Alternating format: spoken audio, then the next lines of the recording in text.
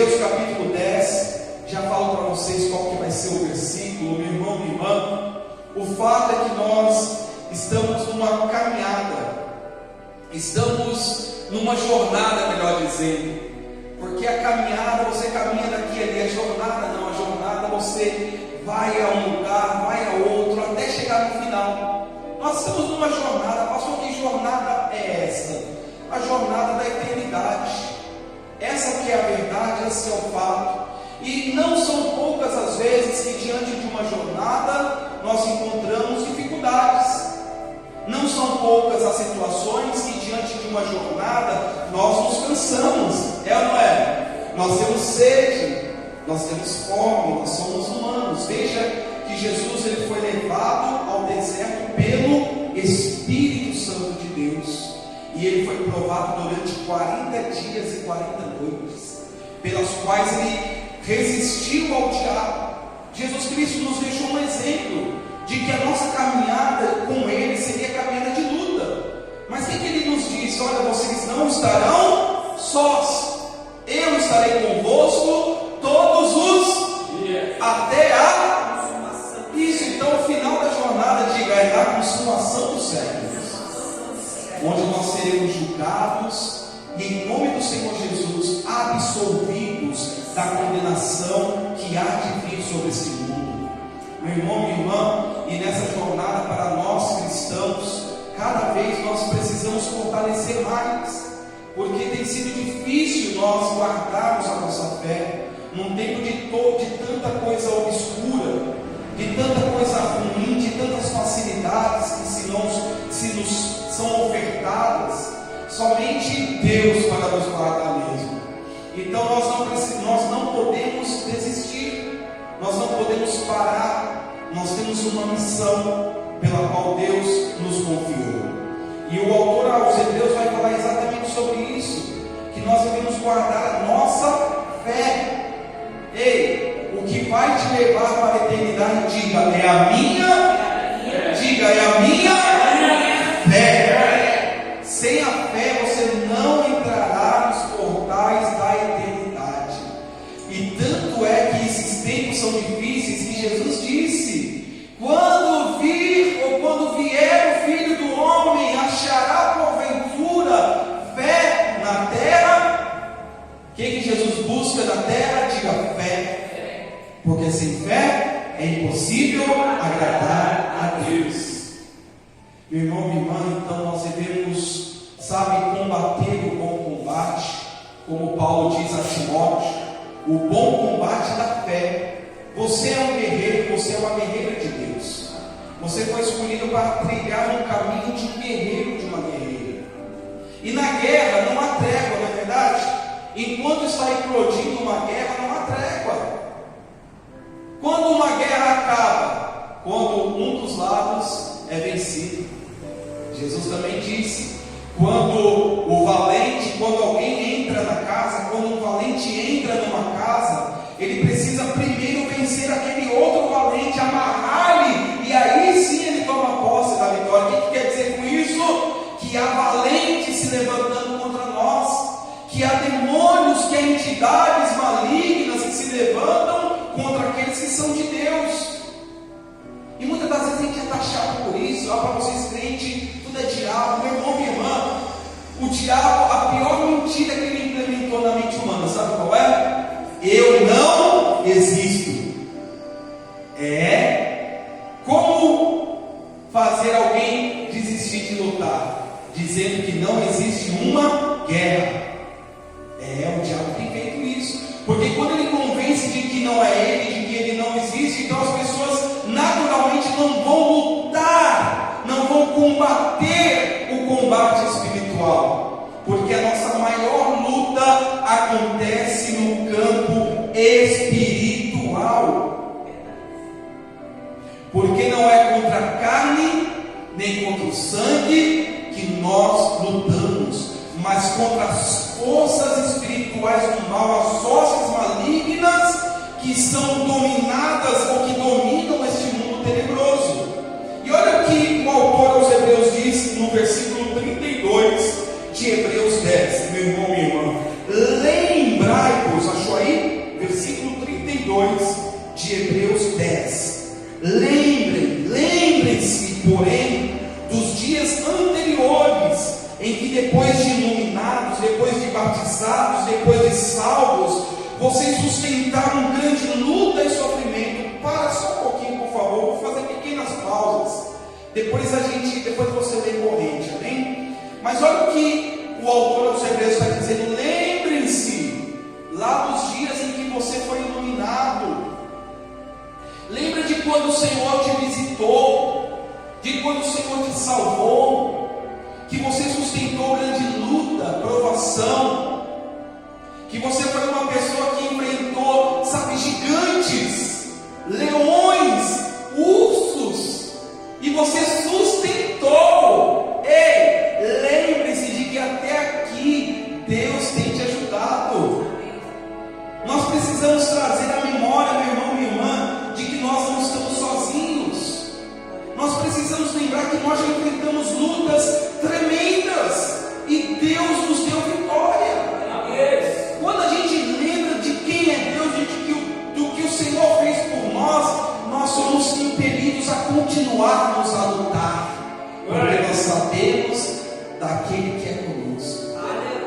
Quando a pessoa começa a declinar na fé, quando ela se esquece de quem é Deus, quando a pessoa se esquece do que Deus pode fazer, ela começa a declinar da fé, porque ela passa a observar os reinos e não mais a Jesus. Jesus está do lado tentando falar: olha, eu estou aqui contigo. Mas enquanto os nossos olhos estiverem na luta, a gente não consegue ver o poder de Deus. Por isso o autor está dizendo: lembra do que vocês já enfrentaram, e vocês foram iluminados, e vocês sustentaram. Vocês não foram vencidos pela luta, vocês tiveram sofrimentos, lutas, mas vocês foram sustentados pela presença do Espírito Santo de Deus. E aí, meu irmão, minha irmã, para nós continuarmos a leitura, o que nos vai garantir então a vitória? Diga: o Espírito Santo. Porque quem sustenta a cada um de nós é o Espírito Santo. Quando a gente não está buscando o Espírito Santo, então a gente passa a esquecer de quem é Deus. Porque a Bíblia diz que o Espírito Santo, ele confirma com o nosso espírito que nós somos de Deus. E se o Espírito Santo não está em mim, eu vou esquecer de quem é Deus. E vou passar a olhar as lutas e os sofrimentos. E consequentemente começo a desanimar na fé. E olha o que ele continua dizendo: ora vocês foram expostos como espetáculo, tanto de opróbrio, que é vergonha, quanto de tribulações, ora tornando-vos coparticipantes com aqueles que desse modo foram tratados. Ei, quantas vezes você foi humilhado, você foi exposto, você foi ridicularizado pela sua fé? Sim ou não? Quem nunca enfrentou objeção na sua vida, na sua família, incompreensão para com aqueles que você não esperava, pessoas que, sabe, fizeram chacota da sua fé? A gente já foi exposto a tudo isso, e hora ou outra não éramos nós, mas pessoas que nós conhecemos e que nós também participamos, porque o corpo, diga, é um só. E quando a igreja sofre, um membro da igreja sofre, todos nós também sofremos. Então, ora é o teu espetáculo, ora é o teu sofrimento, ora é o sofrimento do teu irmão.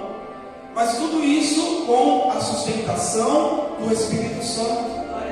Por isso que eu digo, não adianta querer, sabe, memorizar, meu irmão, minha irmã, ponderar, dizer: não, olha, o caminho da cruz é um caminho suave. Não é. O caminho da cruz é um caminho fácil, a jornada de Cristo para servir a Cristo é fácil. Não é. Por isso que muitos desistem, porque não querem lutar. Eu tenho dito que é mais fácil desistir do que lutar. É mais fácil, desiste de tudo. Mas não é o que Deus quer. Deus quer que nós venhamos sustentar a nossa fé e a nossa comunhão, independente daquilo que os nossos olhos estão vendo. Porque nós não vivemos por aquilo que nós vemos, e sim por aquilo que nós cremos. Aleluia!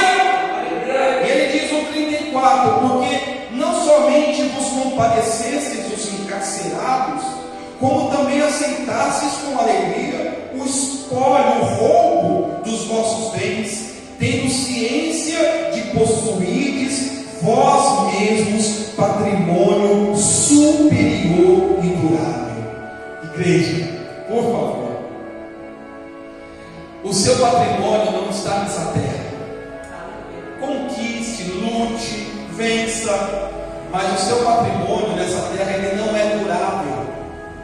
Ele amassa, ele enferruja, ele mofa, ele estraga, ele desbota, ele quebra, ele cai. Tudo nesse mundo é passageiro. Mas aqui a Bíblia está nos dizendo que o patrimônio pelo qual nós lutamos, ele é durável, ele é eterno, ele é duradouro, ele vai além deste mundo. Aleluia. E por que ele está dizendo isso? Porque olha, ele diz: quando vocês se compadeceram com os encarcerados, e Paulo foi, por exemplo, encarcerado, a Bíblia está dizendo que muitos foram expoliados, muitos perderam bens por amor da igreja. Veja o início de Atos: pessoas vendendo as suas posses para ajudar aqueles que nada tinham. Esse é o sentimento da igreja, que nada tem de socialismo, que nada tem de narcisismo, é cristianismo, amor ao próximo, porque sabemos que a nossa morada não é nessa terra. Por isso não podemos esquecer de onde nós viemos, de onde Deus nos tirou, porque senão a gente perde o caminho. Sabe o atalho? O diabo é tão sagaz, ele é tão sujo, que ele sempre vai oferecer um atalho. Lembra a historinha da cruz, que eu já contei aqui? Jesus disse: olha, você vai continuar, você vai iniciar a sua jornada agora. Toma sua cruz aqui, delícia. Aí Deus dá a cruz, toma sua cruz e diz: vai nesse caminho porque eu sou contigo. Você vai enfrentar lutas, você vai enfrentar dificuldades, você vai enfrentar objeções, mas você não deve abrir mão da sua cruz. Aí o que o diabo faz? Sendo o pai da mentira, o enganoso, o trevoso, o sujo, ele vai dizer: não, Anelícia, essa cruz ela está muito pesada, essa cruz está muito grande, não é bem assim. Não foi o que ele fez no Éden? O Senhor não, o Senhor, ele não quer que você seja como ele, Adão e Eva. O diabo sempre vai vir com aquela ideinha de facilidade, que não precisa ser assim, não é assim. Você pode abrir exceções, a exceção leva para o inferno. Porque quando ele propõe um caminho para encurtar, dizendo: pega esse atalho, o final do atalho é a perdição. E qual que é o atalho que ele vai propor? Corta essa cruz está muito grande, está muito pesada, abra a mão dessa cruz. Aí vai lá, ele corta um pedacinho da cruz, aliviou, não é assim? Está mais fácil, porque o ser humano sempre vai buscar facilidade. Isso é inerente à nossa carne, ao nosso eu. A gente prefere estar no conforto, a gente não gosta de luta, essa é a verdade. Mas é preciso lutar, como Jesus disse: desde os dias de João Batista, o reino de Deus é tomado com violência, e somente os violentos é que se apossam do reino. Deixa eu falar sobre violência, né? Não é violência física, não. Algumas traduções da Bíblia diz do esforço. A violência é a luta contra o mal. Aí vai lá, a Denise, já deu uma aliviada. O inimigo é sujo, vai continuar dizendo que está muito pesado ainda, que não é bem assim. Olha, isso daí é muito radicalismo, é fanatismo, é lavagem cerebral, não é assim que falam? Meu irmão, minha irmã, aí ele diz: corta mais um pedacinho da haste, e assim corta mais um. Daqui a pouco a cruz fica desse tamanhozinho, põe até no bolso. Ó, suave, hein? Pra quê? Fica arrastando essa cruz pesada aqui, está no bolso, suave, ninguém nem está vendo que eu estou carregando nada. Pois é. Só que quando a Denise chega lá no fim da jornada, o Senhor vai dizer: Denise, lembra daquele dia que você foi iluminada? Daquele dia que eu te chamei? Me lembro, Senhor. Eu te dei um desafio, não foi? Eu te dei uma meta, que foi levar a cruz. Cadê a tua cruz que eu não estou vendo? Cadê a tua cruz que eu não estou enxergando? Senhor, sabe o que é? Não foi o que Adão e Eva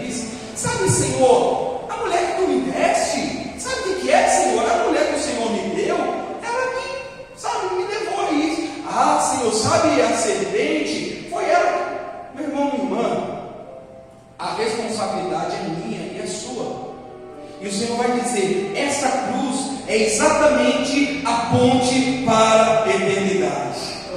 E aí, claro que não vai acontecer em nome de Jesus, a cruz ali está inteirinha, amém? Mas vamos supor que tivesse cortado, aí a hora que ela apresentar, o Senhor vai falar: está vendo esse espaço entre você e o outro lado? Você está vendo esse abismo aqui? Ah, estou vendo, Senhor. Então, é o espaço onde você colocaria a sua cruz para chegar na eternidade. Aí moiou, murchou. Como que eu vou entrar na eternidade com facilidade? Não tem como, igreja. Isso é inerente à caminhada cristã. E quando a gente começa a abrir mão de levar a cruz, a gente vai se esquecendo do que Deus fez por nós. Então você já passou muita luta, mas Deus quer que você continue em frente. Ei, soldado de Cristo, em frente e sempre. E ele vai dizer aqui no versículo 35: não abandoneis, portanto, a vossa confiança, ela tem grande recompensa, galardão, está vendo? Não deixe a sua cruz, porque a sua cruz tem uma grande recompensa. Muitos vão dizer: carregando a cruz, olha que bênção, estou eu aqui de boa. Lembra que aqueles que sorriem nesse mundo vão chorar na eternidade. Sim, aqueles que sorriem para as coisas desse mundo vão chorar, vão ranger os dentes na eternidade. É o que a Bíblia diz. Então não abandoneis. A gente tem um sério problema de abandonar as coisas, as pessoas, os planos, os projetos. A gente abandona muito facilmente, igreja. E olha que a Bíblia está dizendo: não abandoneis, portanto, a vossa confiança, porque a sua confiança tem grande recompensa. A sua cruz, quando você chegar na jornada final, a sua cruz vai te recompensar, porque você está indo para um lugar superior e durável. É lá que eu quero estar, e é lá que você também quer estar. Então não abandone, igreja. Por mais lutas que nós passemos, que não são poucas, nós não temos o direito de abandonar a nossa fé em Deus. Respira fundo, ora a Deus, busca o Espírito Santo, que Ele vai te iluminar de novo. O que é iluminar? É te dar uma direção. Para que a gente precisa de luz? Para enxergar para onde tem que ir. Pega uma estrada à noite, você tem que seguir a luz. Mas se você estiver lá na roça, liga o farol do carro. Mas alguma coisa tem que te iluminar, senão você vai tropeçar, vai cair num buraco. Tá, liga celular, liga lanterna, alguma coisa tem que ligar, porque senão você vai chegar num lugar de perigo. Meu irmão, minha irmã, iluminado por Deus é ter a direção de Deus. Não abandone a sua fé, porque Deus vai te dar uma direção.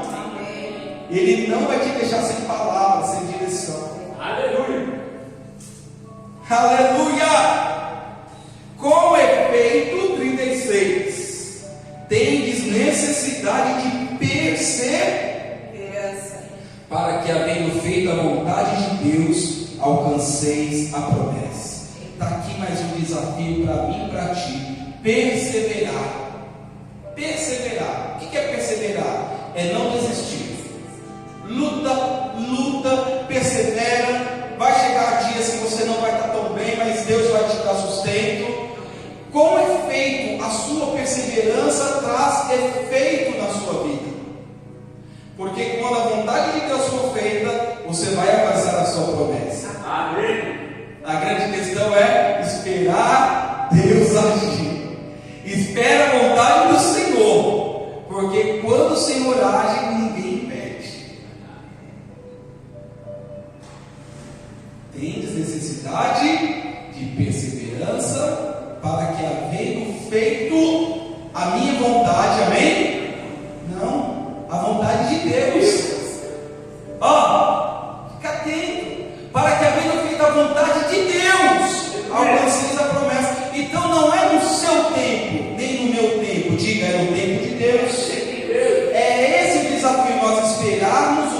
tempo do Senhor.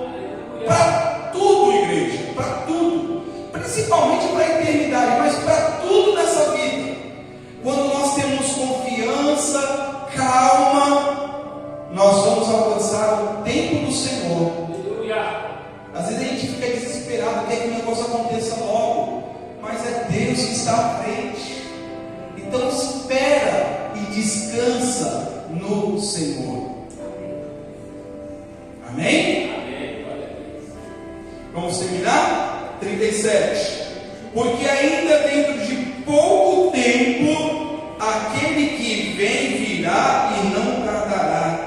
Todavia o meu justo viverá pela fé, e se retroceder, nele não se compraz a minha alma. Deixa eu só fazer mais uma parada aqui. Então, meu irmão, minha irmã, o tempo é de Deus.